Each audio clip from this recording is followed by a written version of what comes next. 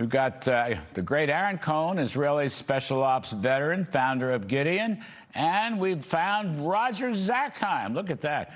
Ronald Reagan Institute director and co-founder of the Reagan National Defense Forum. Gentlemen, welcome. Let's just start clean. Aaron Cohen, what do you make of all these latest developments? Larry, it's good to see you. I'm out here in Alabama doing my reserve duty, just so you know, so forgive me for the polo.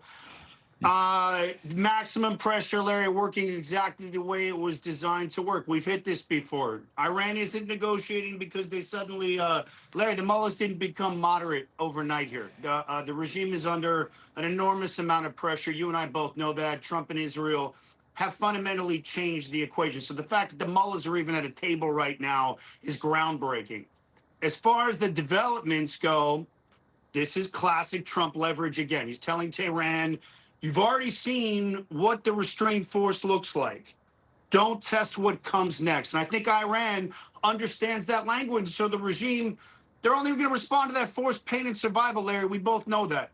So as far as the updates, I think this is another tactical pause while preserving the big picture dominance. I think the blockade remains in place, the naval posture remains in place, and CENTCOM assets remain in position. So what's really happening? Trump is essentially saying, look, we can reopen the strait at any time we want, Larry. Now let's see if diplomacy works before we escalate. And that's kind of where I'm at with that. All right. Well, Roger, I was a little disappointed, though. I thought Project Freedom could have gone on longer, and we would have made a greater show of control over the Strait of Hormuz. That's one point. The second point I want to raise with you, Roger, and again, I say this as a very strong Trump supporter and supporter of his war in Iran. Nonetheless, you can never believe Iran. You can never believe the mullahs or the generals or the colonels.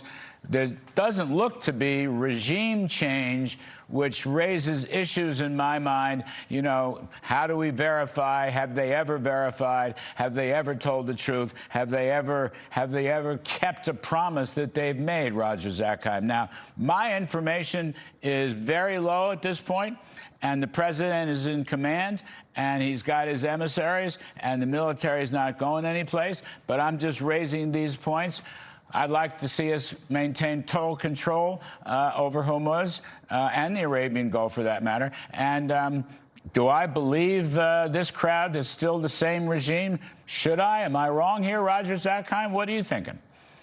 I don't think you're wrong. I think your Riff Larry outlined a term sheet that I could sign up for. What I'm concerned about is that the term sheet that you articulated is not what is in that one page that was reported out this morning. You know, we'll see if the Iranians, if the regime sign up for it. They are splintered. I really don't think there's anyone on the negotiating side for Iran that actually can deliver this. That's a great point. On their side. And that's a challenge. And if you listen to President Trump, you had that clip before, I think that's part of what he's thinking about, that we'll see if these people can get the rest of the IRGC to sign up for it. But you put that aside, the most important things was shared earlier is the blockade remains in place. That's the economic warfare. That's what's strengthening them. You know, I agree with you. I think Project Freedom needed a few more days. We needed to demonstrate our capability. We missed that opportunity here. President Trump thinks that he can pull something out on the negotiating side. But we'll end with, you know, President Reagan's maxim of trust but verify. You were referencing it before. When it comes to Tehran, there is zero trust. There is zero trust. So the verification regime needs to be something that we've never seen before. And we know with the Iranian regime, which, let's be clear, as you point out, will remain in place. I mean, we've knocked them down to their knees, but it's not regime change.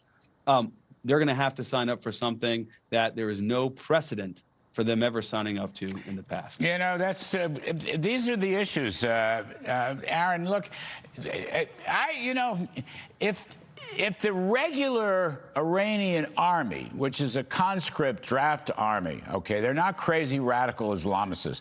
If they were involved in this negotiating process, I'd feel better. Even if the parliamentary party, now I know there's overlap between the parliamentary party and the Revolutionary Guard, but nonetheless, it would have been a little different power center. Roger's point is well taken.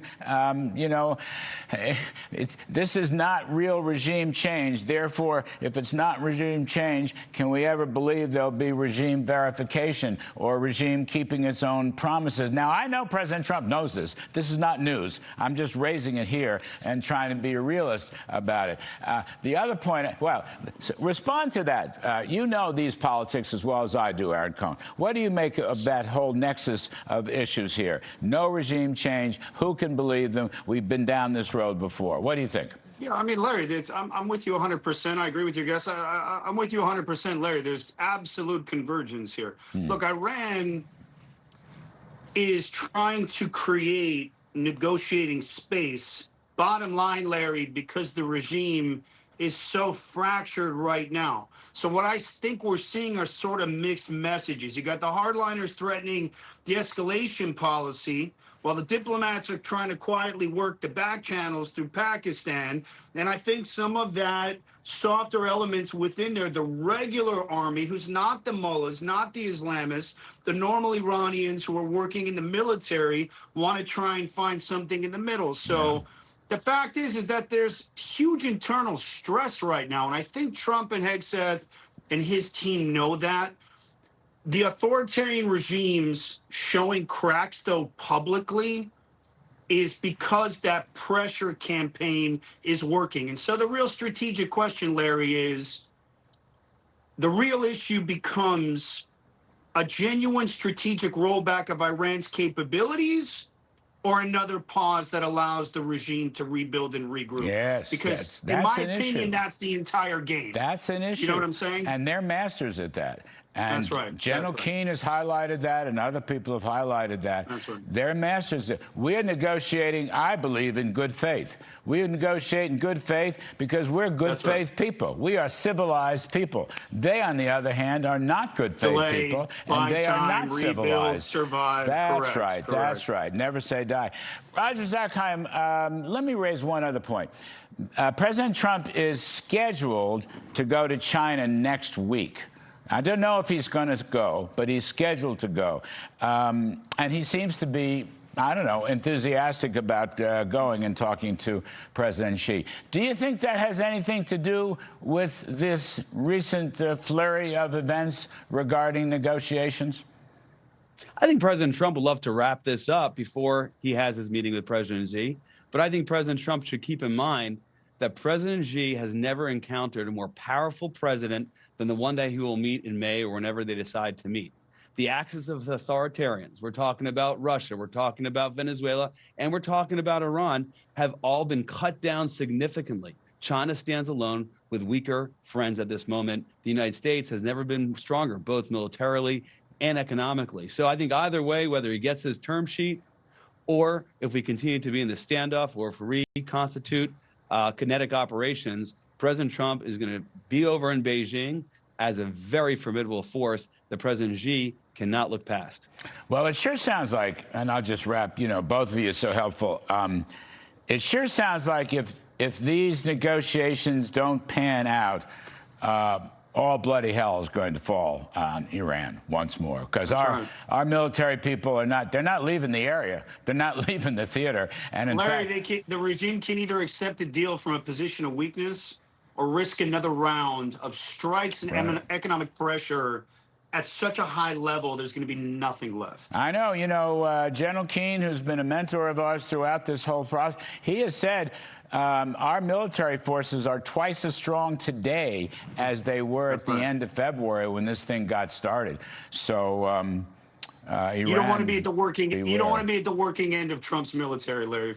Not for long. No, I was going to send Roger Zakheim as my representative in there, but there's got a smile out of both of you. Gentlemen, thank you, Aaron Cohen and Roger Zakheim.